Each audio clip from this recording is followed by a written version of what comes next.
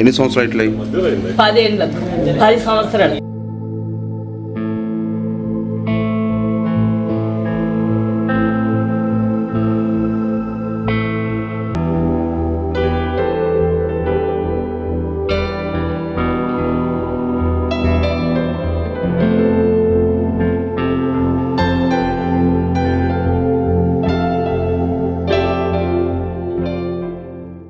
చదువుకున్నావా? ఎంతవరకు? 4th. ఎందుకు బంద్ చేసినావు మరి? ఇప్పుడు అసలు అంత అమ్మనే చేస్తుంది కదా. ఇప్పుడు ఎంత ఉంటుంది వయస్సు? 25. వేరే లెక్కనే ఒక మాట ఉంది కానీ ఏం చేయరా. మీ భర్త ఏ సంవత్సరంలో చనిపోయాడు? ఈ పిల్లగాళ్ళు ఎంత ఏజ్లు ఉండే? ఆ పిల్లగాడు 4 ఏళ్ళ పిల్లగాడు. మన గుండెలు ఎవరు కడుపులు ఉండగా ఏంటి ఉంటే ఏ రాలే. పెద్ద కొడుకు 4 ఏళ్ళు ఉండే. ఈయన 4 ఏళ్ళు. ఓకే. ఈయన చూడలే ఇక. చూడలే. ఆయన కడుపులు ఉండగా వేడి ఉంటే ఆయన చచ్చినాడ పుట్టెంటుకలు తీసిన. కూడా రాలే. దుబాయ్ లా ఉండేనా? దుబాయ్ లో ఉన్నాడు. ఓడు దుబాయ్ కంపెనీ మీద అయినా పోయిందా? ఎట్లా పోయిందా? కలివెలి మీద 4 ఏళ్ళు పోయినాక 4 ఏళ్ళకు చచ్చిపోయాడు. పైసలు ఇవ్వన్నాడు. ఇక్కడికి 20,000 పంపించినాం కైకిలు చేసుకుని అటు ఇటు. అవి కూడా ఏం చేసిండు ఏం కథనో తెలియదు. చనిపోయిందని ఎట్లా తెలిసింది? అది పాస్పోర్ట్ దొరికిందట సారు. దేని మీద బట్టల మీద అట్లే ఎండిపోయినట్టున్నాడట. నేను విసుకుంటదట. ఎండిపోయినట్టున్నాడట. దాని మీద వండుకున్నాడట. 6 నెలలకు పాస్పోర్ట్ దొరికిందట. జేబులో పోటు పాస్పోర్ట్. అది అప్పుడు కరీంనగర్ కలెక్టర్ ఆఫీస్ ఉండే. ఆడికి పంపించారు. ఇట్లా బోయినపల్లి మండలం కళ్యాణం కనకయ్య దేశపల్లె ఇట్లా ఎండు అని పంపిస్తే కలెక్టర్ బోయినపల్లి మండలానికి పంపించిండు. మండలంలో చూస్తే మన మనిషి పాస్పోర్ట్ మీద ఏరుంది. అది వరకు 6 నెలల కింద మాట్లాడిండు. 20,000 పంపితే ఇట్లా పైసలు ముట్టినాయి నేను ఎట్లో అప్త తీయండి అని అన్నాడు. నేను మా అవ్వగారి ఇంటికాడు ఉండు బతకలేక చిన్న పిల్లలైతే ఇక్కడ ఏం ఆధారం లేదు అంటే సరే నేను వచ్చినాక పోదాము దేశపల్లెకి అదివరకు దాకా ఉండూరు అన్నాడు. వస్తామంటే పైసలు లేవు నేను ఎట్లా రావాలన్నాడు. ఆడ మత్తు మంది ఉన్నారు కదా మన చుట్టాలు అవి ఎవరిని అడుక్కొని రా మరి అక్కడ ఉండబుద్ధి కాకపోతే అంటే ఎవ్వరు ఇస్తలేరు నాకు అన్నాడు. సరే మరి ఎట్లా చేయమంటావు అంటే దేశం నుంచి ఒక ఆయన మంగళాయన అక్కడ ఉంటాడు వాళ్ళ అవ్వకు. వాళ్ళ అవ్వకి 20,000 ఇస్తే వాళ్ళ కొడుకు నాకు ఇక్కడ ఇస్తాడు అని అన్నాడు. సరే అని 20,000 అక్కడ అప్పచెప్పి ఆయన మళ్ళీ అక్కడ అప్పచెప్పిండు వేరేటైన ఇచ్చినాడు. మాట్లాడిండు ఇట్లా 20,000 ముట్టినాయి నేను వస్తా బొంబాయి నుంచి వస్తాను హైదరాబాద్ నుంచి వస్తాను కానీ నేను వచ్చే వరకు మాత్రం ఆగమవుతారు మీరు అన్నాడు. అన్నాక గానాడు మాట్లాడు ఆ ఫోన్ వేరేటోళ్ళ దగ్గర ఉంది మా కులపుళ్ళ దగ్గర. ఫోన్ చేసిన 6 నెలలకు జైల్లో పడ్డాడు అని అంటుర్రు. అది ఇది కలివెళ్ళి పడతారని అందరిని అడిగితే పడతారు దొంగ పోయిన వాళ్ళు అన్నారు సారు. అన్నాక సరే అట్లయితే అట్లా అని ఏడ్చుకుంటే చేసుకుంటున్నాం. అవి 6 నెలల వరకే ముచ్చట తెలిసింది. ఇక ఫోన్ కూడా వేరేటోనికి ఇచ్చిండు. అది అమ్ముకున్నాడు తెలియదు అది ఏం చేసిండు తెలియదు. ఇక వీళ్ళిద్దరా పిల్లలు?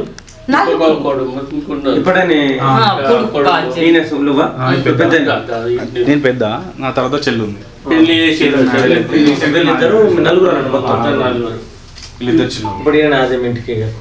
ఈయననే పాపం వీళ్ళిద్దరి పరిస్థితి చూసి ఈయన పీజీ చేసిండు. పీజీ చేసినా జాబులు దొరకకుంటే పెళ్ళి అయితే లేదు. తల్లి ఏం చేసింది ఎట్లనన్నా పెళ్లి చేయాలని పిల్లని ఇచ్చిన. ఇప్పుడు సిద్దిపేటలో పనిచేస్తుండు షాప్లో. వాళ్ళ మామ షాప్లో పనిచేస్తుండు. సిద్దిపేటలో ఉంటున్నాడు. ఇక వచ్చుకుంటా చూసుకుంటా పోతాడు. వచ్చి గడ్డలు కట్టింగులు సామాను తెచ్చిపోతాడు. ఇప్పుడు చేసిన సౌరాలు పిల్లలు ఎవరు అన్నారు సార్. నువ్వు రోజు పని చేస్తావా? పనికి పోతానండి ఎత్తుకపోడేనా వస్తుంది సచిన పీడిగా మోసినట్టు. పాములు ఎన్నోసార్లు పాములు వేయనే కుట్టలేదు ఇవి వేయనే కుట్టలేదు. గొల్లెం వేసి ఇట్లా దొడ్డిపోతున్నట్టు అది వరకు పాము కాళ్ళ మీదకి వెళ్ళి మెడల మీదకి వెళ్ళి కుట్టలేదు. అనాథంలో పట్టుకపోలే పాంచి కాళ్ళ కింద చెయ్యత్తా తలకాయ కింద చెయ్యత్తా ఎత్తుకపోతా బాత్రూమ్ కూర్చుని పెడతా కడుగుతా ఎత్తుకొత్తా తినిపిస్తా శివల పెడితే మా అక్కడ సభ్యులందరూ కూడా సహకరించారు. ఇప్పుడు అన్న ఈటీసీ ఎక్స్ ప్రెసిడెంట్ నేను అప్పుడప్పుడు చెప్తా ఉంటాను.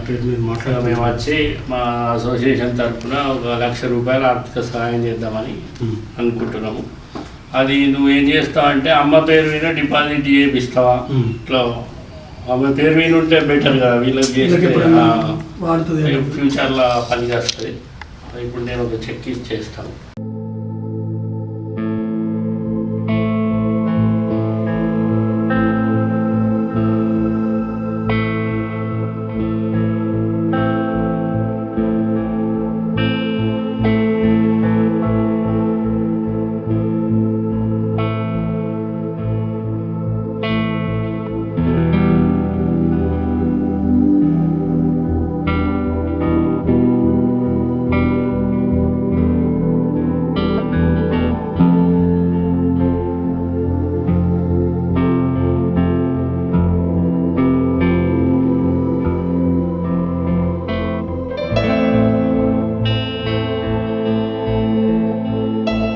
ఫస్ట్ మంచిగా ఉందిరా. ఫస్ట్ మధ్యాహ్న స్కూల్కి వెళ్ళి ఎన్ని సంవత్సరాలు ఇట్లా 10 సంవత్సరాలు 16 సంవత్సరాలు పడి 5 ఇయర్స్ స్కూల్కి వెళ్ళి డాక్టర్లు ఏమన్నారు? డాక్టర్ గారు ఇప్పుడు ఆ సార్ చెప్పినట్టు పెరిగిన ప్రతి వీళ్ళు పడిపోతారు, వీళ్ళకి 30 ఏళ్ళ వయసు దాకానే బతుకుతారు, తర్వాత ఏం లేదు, ఇక పెరిగిన కొద్ది వాళ్ళకి గంతి అని అన్నారు. మొన్న బాగాలేరు సారు, ఇద్దరు బాగాలేకపోతే హైదరాబాద్ దాకా వేసుకుపోయినాం. వానికి ఆట లెక్క వచ్చింది, సిద్దిపేటలో 70,000 అయింది.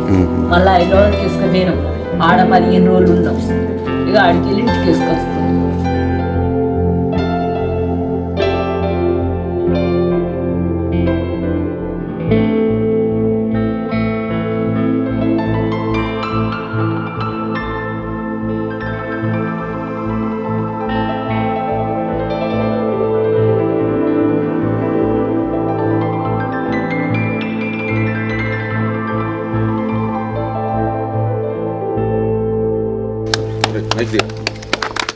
హలో హాయ్, నేను మీ బాలు కాగిత సిరిసిల్ల. బలగం టీవీ ప్రేక్షకులకు నమస్కారం. ఈరోజు రాజన్న సిరిసిల్ల జిల్లా బోయిన్పల్లి మండలం దేశాయపల్లి గ్రామంలో గల్ఫ్లో ఒక వ్యక్తి మరణిస్తే వాళ్ళ కుటుంబానికి ఈటీసీఏ బృందం వచ్చి దుబాయ్ నుంచి వచ్చి ఈరోజు 1 లక్ష రూపాయల ఆర్థిక సాయం అందించడానికి ఈటీసీఏ కిరణ్ గారు మరియు రాధారం సత్యం గారు వాళ్ళ బృందం వచ్చింది. ఒకసారి మాట్లాడించే ప్రయత్నం చేద్దాం.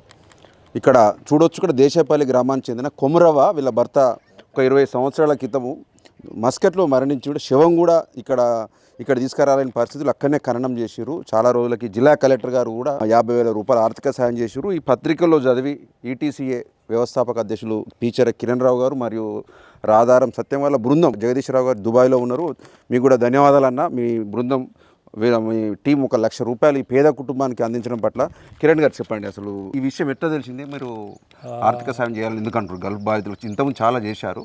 యాక్చువల్గా సోషల్ మీడియాలో వచ్చిన కథనం చూసి ఇది మా మండలంకి సంబంధించిన మాది పక్కూరే వరదవెల్లి.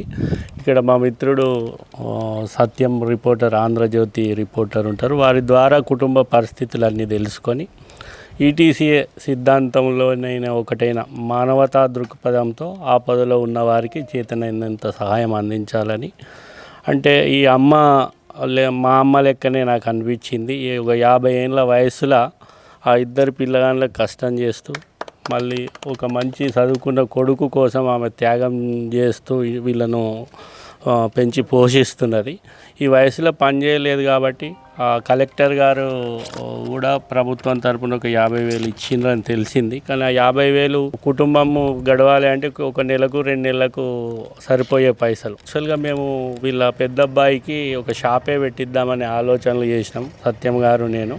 కాకపోతే ఇక్కడ షాప్ పెట్టలేని పరిస్థితులు, అందువల్ల ఇప్పుడు తక్షణ సహాయం కింద 1 లక్ష రూపాయలు మా కార్యవర్గ సభ్యుల సహకారంతో చేస్తున్నాము. నేను ఈ సందర్భంగా ఈటీసీఏ ఈ సహాయ కార్యక్రమానికి సహకరించిన ప్రతి సభ్యునికి కూడా నేను మనస్ఫూర్తిగా అభినందిస్తున్నా.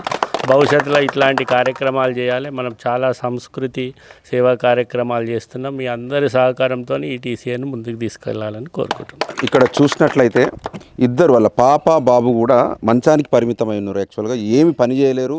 తల్లి కూడా వీళ్ళని పట్టుకొని ఉండాల్సిన పరిస్థితి. ఈ రాష్ట్ర ప్రభుత్వం కూడా, అయ్యా ముఖ్యమంత్రి రేవంత్ రెడ్డి గారు ఒక పెన్షన్ మంజూరు చేయవలసిందో కూడా మేము బలగం టీవీ ద్వారా మరియు ఈటీసీఏ బృందం తరఫున కూడా మేము కోరుతున్నాం. ఎందుకంటే ఈ 2,000-3,000 రూపాయలతో ఈ వికలాంగ పెన్షన్తో వీళ్ళ కుటుంబం వెళ్ళే పరిస్థితి లేదు. కాబట్టి ఇప్పుడు మన మాజీ అధ్యక్షులు రాధారం సత్యం గారు ఉన్నారు, వాళ్ళతో మాట్లాడించే ప్రయత్నం చెప్పండి. గల్ఫ్ బాధితులకు చాలామంది సాయం చేస్తున్నారు.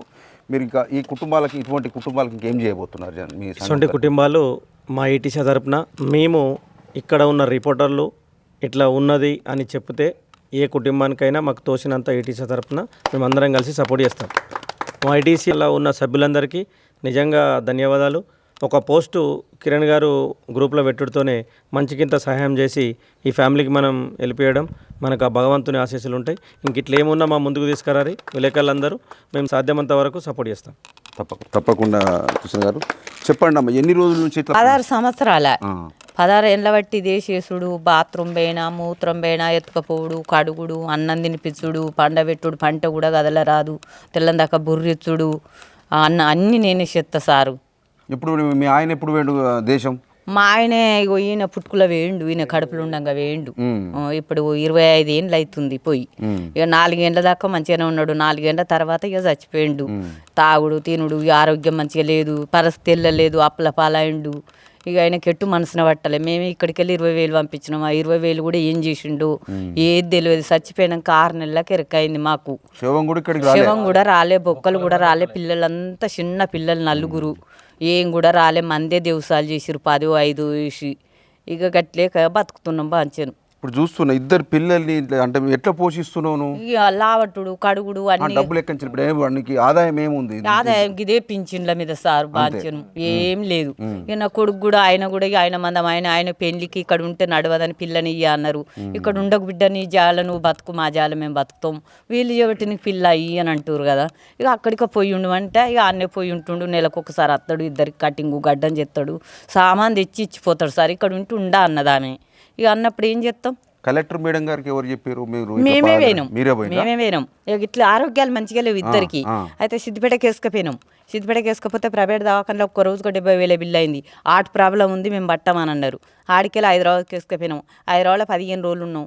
వాళ్ళు అన్నీ చేసిరు, మందులు సూదులు అయినాక ఈ పిల్ల ఇట్లుండి, ఈ పిల్లకి ఎవరు చేయాలి, ఆ పిల్లగానికి ఎవరు చేయాలని ఆయన తీసుకొని వచ్చినాం. వచ్చినాక ఇక మాకు మేమే ఆలోచించుకొని పోదాం. ఇక మనం చూస్తేనే ఆమెకు అర్థమవుతుంది, మనం చెప్తే అర్థం కాదు. మన పరిస్థితి మంచిగా లేదు అని ఆయన ఆటో మాట్లాడుకున్న. ఆటోలు 2 వేసుకున్నా, నేనే పోయినా. నా కొడుకు కూడా రాలే. పోయి ఆమెకు చూడంగానే అబ్బో ఇట్లుంది మంచిగా లేదని ఆమెనే మాట్లాడి స్పందించి 50,000 ఇచ్చింది ఆమె. థ్యాంక్ యూ కలెక్టర్ గారు గరిమా మేడం. అంటే ప్రభుత్వాలు ఎన్ని చేసినప్పటికీ ఇటువంటి మానవత్వాలు ప్రదర్శించినప్పుడే అధికారులకు కానీ ఈ ప్రభుత్వానికి కూడా మంచి పేరు వస్తుంది.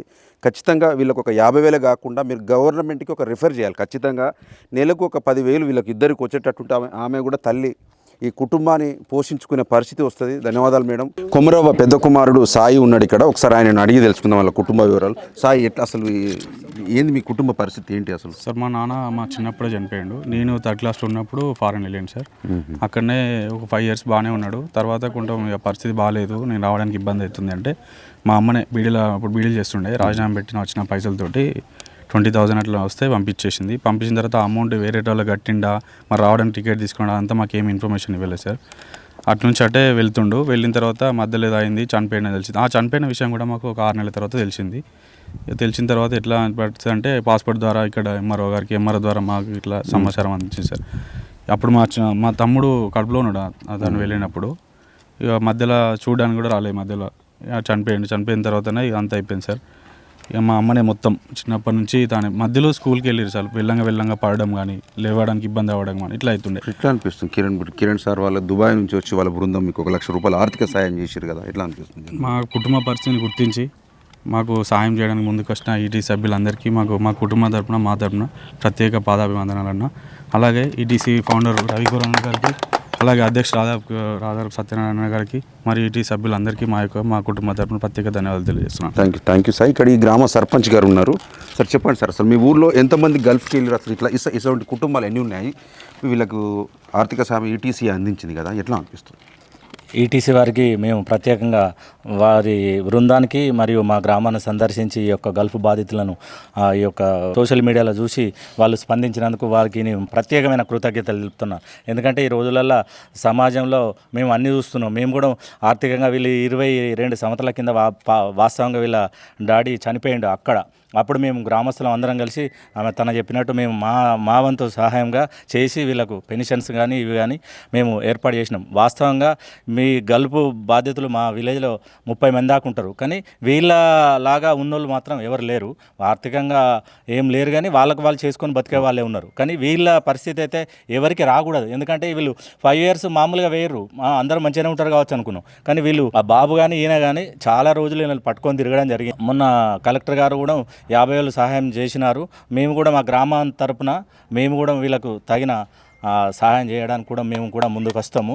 ఎందుకంటే మీరు అంత దూరం గలుపుకు వాళ్ళు ఈ భార్య పిల్లల్ని విడిచిపెట్టిపోయి పని చేసుకొని చేసే వాళ్ళు కూడా సహాయం చేస్తున్నారంటే మనం కూడా వాళ్ళకి మేము ప్రత్యేకమైన కృతజ్ఞతలు చెప్తున్నాను. ఎందుకంటే పేరున మా గ్రామాన్ని వారు కిరణ్ గారు మన మండలమే కావచ్చు, మన మండలమే పక్క విలేజే కాబట్టి వారు ఇప్పుడే మనకు పరిచయం అయ్యారు. వారికి నేను ప్రత్యేకమైన కృతజ్ఞతలు చెప్తున్నా. సత్యన్న కూడా ప్రత్యేకమైన కృతజ్ఞతలు చెప్తున్నా. మా విలేకరు సత్యన్న కూడా స్పందిస్తాడు. మేము కూడా వారికి ప్రత్యేకమైన కృతజ్ఞతలు కృతజ్ఞతలు చెప్తున్నాం. అందులో మా విలేజ్లో వరద కాలువ ఉంది. వరద కాలువ దగ్గర మాకు ఒక 4-5 ఎకరాల భూమి ఖాళీ స్థలం ఉంది. లేని వాళ్లకు మేము ఇది ప్రభుత్వం తరపున మనిషికి ఒక 5 గుంటలు కేటాయించాలని కూడా మేము ఈ యొక్క వీళ్ళకి వాస్తవంగా కూడా ల్యాండ్ కూడా ఏది లేదు. ఇట్లాంటి వాళ్ళకి కేటాయించి ఏదైనా ఆర్థికంగా సహాయం చేయాలని కూడా మేము గ్రామస్తులం అందరం అనుకుంటున్నాం. దానికి ప్రత్యేకంగా మన కలెక్టర్ గారికి కూడా మేము అన్నిసార్లు విన్నవించుకున్నాం. స్కూల్ కూడా మాకు దూరాన్ని ఉంది. ఇట్లాంటి వాళ్ళకు కూడా మేము దగ్గర ఇంకా కొంచెం మంది ఉన్నారు, దగ్గర తెచ్చుకుందాం స్కూల్ కానీ మేము వారి ఎంబడి తిరగడం జరుగుతుంది. దానికి కూడా మీరు గవర్నమెంట్ తరఫున కొంచెం మీ వాళ్ళు చెప్పి కలెక్టర్ గారిని కూడా మా స్కూల్ కూడా ఇక్కడ తెప్పియాలని మేము దీని ద్వారా మీకు కోరుతున్నాం. థ్యాంక్ యూ సర్పంచ్ గారు. మేడిపల్లి సత్యమన్న, ఈ నియోజకవర్గ ఎమ్మెల్యే, మీరు కూడా ఖచ్చితంగా సర్పంచ్ గారు చెప్పిన ఒక మాటలు మీరు ఖచ్చితంగా మీరు పరిగణనలోకి తీసుకొని ల్యాండ్ ఫ్రీగా గవర్నమెంట్ కూడా ఉందంట, వీళ్ళకి కొంచెం కేటాయించే పరిస్థితి అండి. స్కూల్ కూడా దగ్గరికి వచ్చేలా చూడండి అన్న. ఖచ్చితంగా ఇటువంటి మంచి పనులు చేస్తేనే మీకు ప్రజల్లో కూడా మంచి పేరు ప్రఖ్యాతులు వస్తాయి. ఏం పేరమ్మా నీ పేరు? కళ్యాణం సాగరిక. ఏం చదువుతున్నావురా? 4th చదువుకున్నా.